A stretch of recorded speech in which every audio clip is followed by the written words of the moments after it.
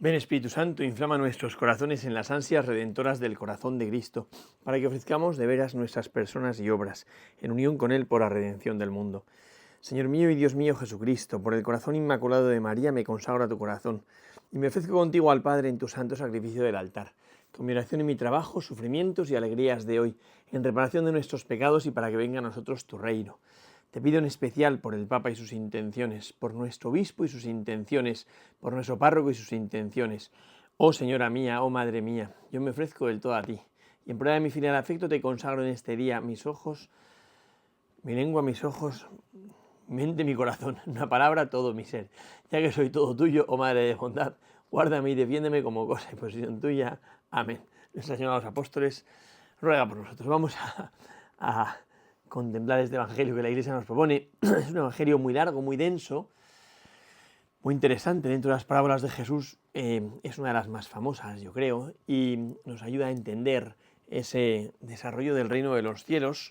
Con esta parábola, en el Evangelio de San Mateo, Jesús comenzaría el discurso en parábolas. Es verdad que en San Marcos tal discurso como tal no aparece, pero bueno, dice así el Evangelio: otra vez se puso a enseñar a orillas del mar, y se reunió tanta gente junto a él que hubo de subir a una barca, y ya en el mar se sentó.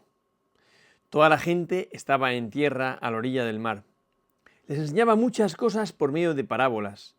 Les decía en su instrucción: escuchad, una vez salió un sembrador a sembrar, y sucedió que al sembrar una parte cayó a lo largo del camino, vinieron las aves y se la comieron. Otra parte cayó en terreno pedregoso donde no tenía mucha tierra, y brotó enseguida, por no tener hondura de tierra. Pero cuando salió el sol se agostó, y por no tener raíz se secó. Otra parte cayó entre abrojos. Crecieron los abrojos y la ahogaron, y no dio fruto. Otras partes cayeron en tierra buena, y creciendo y desarrollándose dieron fruto. Unas produjeron 30, otras 60, otras 100. Y decía: quien tenga oídos para oír, que oiga. Cuando quedó a solas, los que le seguían a una con los 12 le preguntaban sobre las parábolas. Él les dijo: a vosotros se os ha dado el misterio del reino de Dios, pero a los que están fuera, todo se les presenta en parábolas, para que por mucho que miren no vean, por mucho que oigan no entiendan, no sea que se conviertan y se les perdone. Y les dice: ¿no entendéis esta parábola? ¿Cómo entonces comprenderéis todas las parábolas? El sembrador siembra la palabra. Los que están a lo largo del camino donde se siembra la palabra son aquellos que, en cuanto la oyen, viene Satanás y se lleva la palabra sembrada en ellos. De igual modo, los sembrados en terreno pedregoso son los que al oír la palabra, al punto la reciben con alegría, pero no tienen raíz en sí mismos, sino que son inconstantes, y en cuanto se presenta una tribulación o persecución por causa de la palabra, sucumben enseguida. Y otros son los que, sembrados entre los abrojos, son los que han oído la palabra, pero por las preocupaciones del mundo, la seducción de las riquezas y las demás concupiscencias, les invaden y ahogan la palabra y quedan sin fruto. Y los sembrados en tierra buena son aquellos que oyen la palabra, la cogen y dan fruto, unos 30, otros 60, otros 100. Yo creo que esta parábola, bueno, hay en medio una cosa que nos desconcierta y parece que nos puede hacer como confundirnos y olvidar el sentido de la parábola, que es para que viendo no vean y oyendo no entiendan, que San Mateo y San Lucas lo cambian y dicen porque viendo no ven y oyendo no oyen, ¿no? Que podría indicar dos cosas. Una, eso que dice Jesús: no echéis las perlas a los cerdos, ¿no? O sea que primero hay que preparar el corazón de la gente para que cuando esté preparado irá y quieran, acojan la palabra de Dios. No vaya a ser que la acojan demasiado a la ligera y la minusvaloren, la desprecien, ¿no? O la otra es la que hacen Mateo y Lucas, que es suavizarlo diciendo porque viendo no ven y oyendo no oyen, que es una manera como decir que Jesús precisamente habla en parábolas como medio de acceso a Dios. Las dos cosas valen, ¿no? La parábola del sembrador es muy interesante, porque primero muestra la desventaja de la palabra. Esto me parece que es muy importante, ¿no? Si Dios ha aceptado el camino de la humillación, el camino de la encarnación, es un camino de fragilidad y a nosotros eso nos escandaliza, nos cuesta, no nos gusta, nos molesta. Pero la palabra de Dios funciona así. La palabra de Dios actúa en la fragilidad, ¿no? Y en la fragilidad tiene que ser recibida, ¿no? Y o sea, nunca tiene la sensación de que va pisando fuerte, sino que siempre es como la fragilidad de la palabra, como la desventaja de la palabra, ¿no? Porque es sembrada, o sea, sale el sembrador a sembrar, ¿no? Hay una intención del sembrador de sembrar. Ojo, ¿eh? Claro, lo que pasa es que el sembrador sembraba como en aquellas tierras, ¿no? Que era echando así la semilla, ¿eh? Y un poco a lo bestia, y entonces caía, bueno, con cuidado, pero caía en muchos sitios, ¿no? Eso es interesante porque Jesús entiende que todo es palabra, la semilla toda es palabra, toda está llamada a fructificar. Y donde sea que caiga da fruto, o sea, germina. Otra cosa es que no le dejen o que no llegue a dar el fruto por la negligencia del terreno que la recibe, ¿no? Es verdad que Jesús simplifica mucho los terrenos, que yo creo que se puede decir que todos tenemos partes de todo, ¿no? Que uno no es terreno borde del camino, uno no es terreno pedregoso, uno no es terreno de abrojos, uno no es terreno bueno, sino que es una mezcla de todos los terrenos, ¿no? Pero bueno, por escenificar y por clarificar, sí que viene muy bien, ¿no? Lo primero, o sea, en todos los escenarios, menos en la tierra buena, en todos los escenarios hay un agente peligroso que pone en tela de juicio el fruto de la palabra. O sea, Dios quiere dar fruto en el mundo, pero depende de cómo sea recibido para que dé o no dé, ¿no? Entonces, Él quiere fructificar, fenomenal. Vamos a ver cómo puede fructificar o no, ¿no? Hay palabra que cae en terreno que está al borde del camino. ¿Qué significa terreno del borde del camino? Primero, que no es camino, con lo cual no está en medio del trasiego de la vida, no es camino. Segundo, no es terreno de fructificar, no es terreno de labor, ¿no? Es terreno al borde del camino. Es muy interesante esto. Al borde del camino, ¿quién está? Pues Bartimeo. Bartimeo estaba ahí tirado al borde del camino y pasa Jesús y se pone a gritar, pero hasta que no sale del borde del camino no sucede el encuentro, ¿no? ¿Quién más hay en el borde del camino? Pues los que quieren ver a Jesús y entonces están como de espectadores, también en la pasión, ¿no? Pero se quedan ahí en el borde del camino, ¿no? Solo quien se mueve del borde del camino y sale, pues puede encontrarse con Cristo, ¿no? El cireneo circunstancialmente sale y lo llaman, la Verónica sale y se acerca a Jesús, María sale y se encuentra con Jesús, ¿no? Siempre hay que salir, ¿no?, del borde del camino, porque el borde del camino es un lugar que yo diría ni fu ni fa, es un lugar insulso, es donde están los que no tienen consistencia, es que iba a decir superficiales, pero es que sí, diría superficiales porque están en la superficie, ¿eh? No solamente que no tienen hondura, que eso es el siguiente terreno, sino que es que están en un lugar que no es nada, que son meros espectadores de la vida, ¿vale? Y que nunca se van a meter a protagonizar su vida, ¿no? Porque no valoran las cosas. Entonces, claro, cuando cae la semilla en estos no le dan ningún valor a la semilla, con lo cual viene el enemigo rápidamente y se la lleva. Los pájaros se la llevan, ¿no? Que es un enemigo que va en contra de la semilla, que se lleva la semilla por beneficio propio, ¿eh? Y se la carga, Podríamos decir que en estos son tan insulsos que el diablo actúa de una manera espontánea, fácil, ¿no? Sí, o sea que no valoran las cosas, entonces les da igual la palabra de Dios como lo que sea, es que no tienen capacidad, no hay sujeto, ¿no? Como dice el refrán, donde no hay mata no hay patata. Entonces, hay veces que uno dice, pero a esta persona le voy a predicar, le voy a enseñar, pues es que no merece la pena, vamos a tomarnos una Coca-Cola, perdemos menos tiempo, ¿no? Porque te das cuenta de la volubilidad de la persona, la volubilidad, no solo que no tenga de profundidad, sino que son volubles, es que no hay nada, ¿no? Que no hay sujeto, ¿no? O sea, que te dan ganas como de meter el dedo en el maquillaje, a ver que caiga el maquillaje, a ver qué queda dentro, porque no queda nada, no hay sujeto, ¿no? Es una mera apariencia. Sería, por ejemplo, el rico de la parábola de Lázaro y Epulón, pues sería ese, ¿no? Está banqueteando, tal y cual, ¿no? Pero se muere y no queda nada. Cuando se le describe a este hombre que banqueteaba espléndidamente y vestía muy lujosamente. Ya está, o sea que no se dice nada de él porque no hay sujeto, ¿no? El segundo grupo de personas son personas sin fundamento, sin profundidad, ¿no? Que, bueno, sí que valoran la palabra y la reciben con alegría, les parece bonito, interesante, ¿no? Emocionante, mucha gente recibe la palabra por emoción, ¿no? Y, bueno, pues les entretiene la palabra, da fruto rápidamente, o sea, no, perdón, germina rápidamente, entonces parece que esto va a tener un fruto grandísimo porque lo han recibido muy grande, ¿no? Muy rápidamente, pero son como la gaseosa que tan pronto sube como baja, ¿no? Como baja. Entonces, gente que vive de emociones, sensaciones, como que vive de primeros impulsos, pero no tienen consistencia en la vida, no tienen fundamento en la vida, no tienen profundidad en la vida, ¿no? Están, pues eso, sin mucha hondura. No es lo que vivan en un ambiente que ni fu ni fa, ¿no? Como en el borde de la vida, ¿no? Sino que estos sí estarían en el terreno cultivable, pero es terreno pedregoso, ¿no?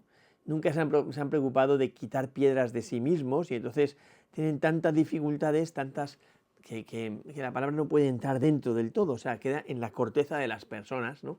En la emotividad de las personas. Y claro, la palabra en la emotividad de las personas trata de germinar, ¿cómo no? Y germina rápidamente, porque rápidamente se ve como que germina la palabra, pero no tiene dónde agarrar. Y entonces, en cuanto llega el sol, fijaos que los pájaros son un enemigo que viene a posta. El sol es algo natural de la vida. Entonces, estos insulsos, estos sin profundidad, sin raíz, sin fundamento, no solo son los absurdos que están ahí al borde del camino, no, estos son sin fundamento. Entonces, cuando llega la dificultad de la vida, que la vida viene con dificultad, o sea, que a nadie le escandalice la cruz porque es un elemento válido y normal de la vida, ¿no? Entonces, cuando llega la dificultad, no están preparados, porque no tienen dónde agarrarse y entonces la palabra directamente se seca. O sea, no produce ni fruto ni queda nada, o sea, que es que se la lleva rápidamente porque no hay donde agarrarse. Entonces, y la vida necesariamente pasa por dificultades, porque es que la dificultad madura a la persona. Entonces, que las dificultades van a venir es evidente. Ahora, ¿qué fundamento, cómo la vamos a afrontar? Eso es otra cosa, ¿no?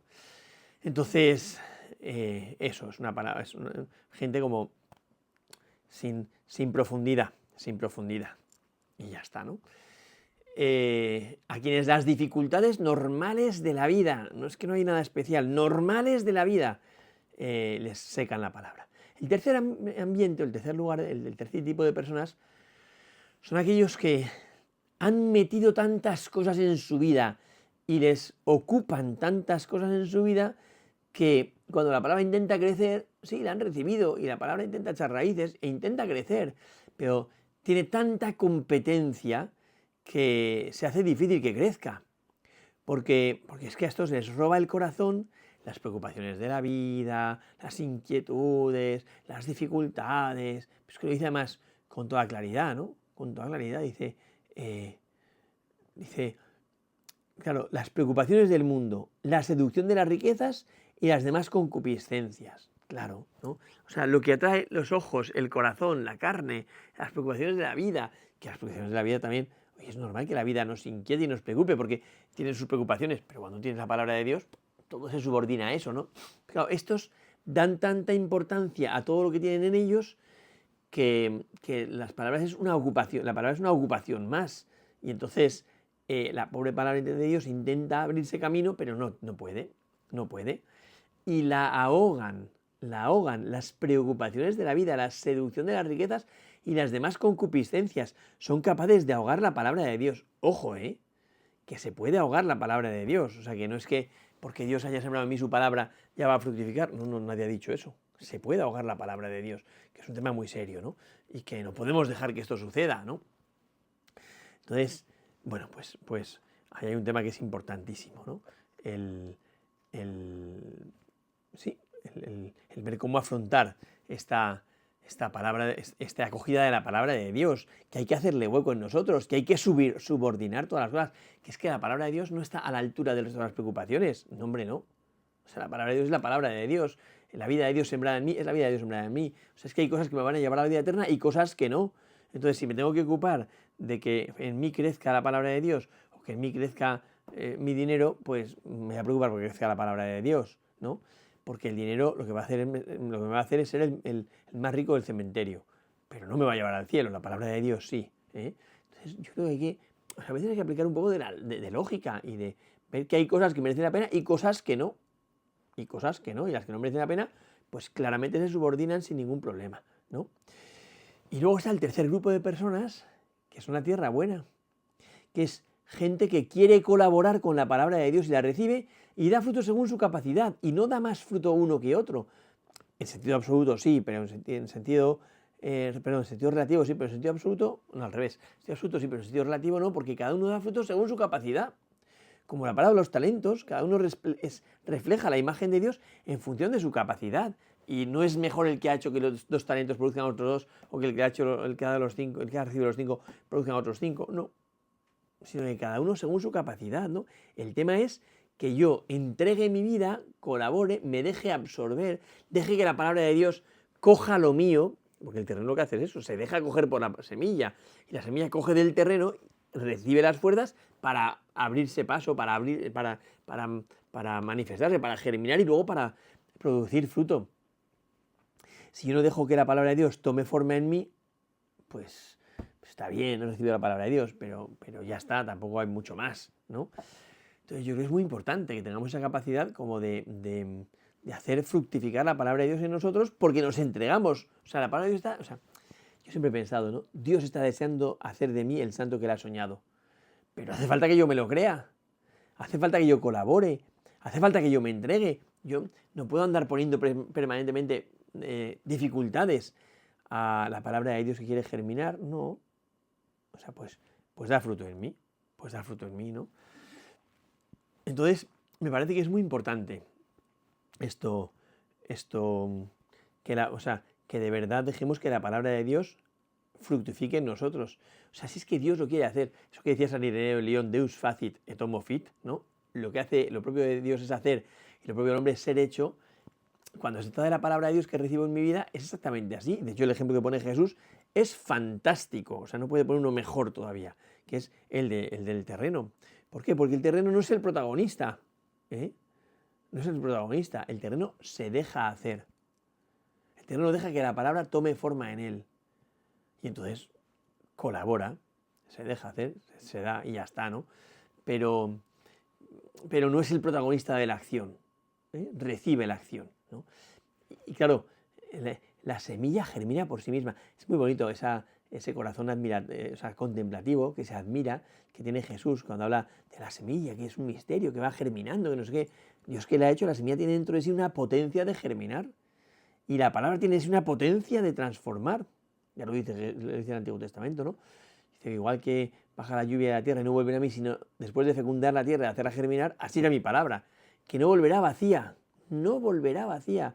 O sea, Dios siembra la palabra soñando con que vuelva habiendo dado fruto. Claro, porque puede dar fruto. Todo depende de que el terreno no se cierre. Siempre que el terreno no se cierre, porque si el terreno no recibe y no quiere recibir, Dios no puede hacer nada, ¿no? Esto del pecado contra el Espíritu Santo que vimos hace unos días, ¿no? Pero no se puede cerrar el terreno. Si se cierra, entonces efectivamente no puede dar fruto. Si no, sí. Si no, sí. Entonces, bueno, pues ojalá que el Señor pueda de verdad fructificar en nosotros. Ojalá que de verdad seamos terreno bueno. Que vayamos siendo terreno bueno, porque claro, el terreno hay que trabajarlo. La gente de campo sabe que tú recibes un terreno y tiene piedras, pues tendrás que ir quitando las piedras, porque si no se convertirá en terreno pedregoso, ¿no? Sabe también el sembrador que tiene que meter la desbrozadora. ¿Para qué? Pues para sacar la raíz de las hierbas malas y quitarlas, porque si no, cuando salen las hierbas malas, no hay manera de que crezca el trigo. Y si crece el trigo, crece muy raquítico, amenazado siempre de fracaso, ¿no? Claro, pues hay que remover. Y en nuestra vida es exactamente igual, porque hay que ir haciendo que sea terreno bueno, ¿no? O sea, el terreno bueno no ha sido creado así, ya es un terreno bueno, ¿no? Sino que hay un trabajo detrás del agricultor, ¿no? Entonces, que nosotros seamos capaces de trabajar nuestro terreno para que cada vez vayan quedando menos piedras, cada vez haya menos abrojos y cada vez haya más terreno de tierra buena que pueda dar el fruto. Y luego ya lo que Dios quiera, del 100, del 60 o del 30, cada uno según su capacidad, como dice Merri del Val en sus letanías, que los demás sean más santos que yo, pero con tal de que yo sea todo lo santo que pueda. Gloria al Padre, al Hijo y al Espíritu Santo, como era en el principio, ahora y siempre, por los siglos de los siglos. Amén.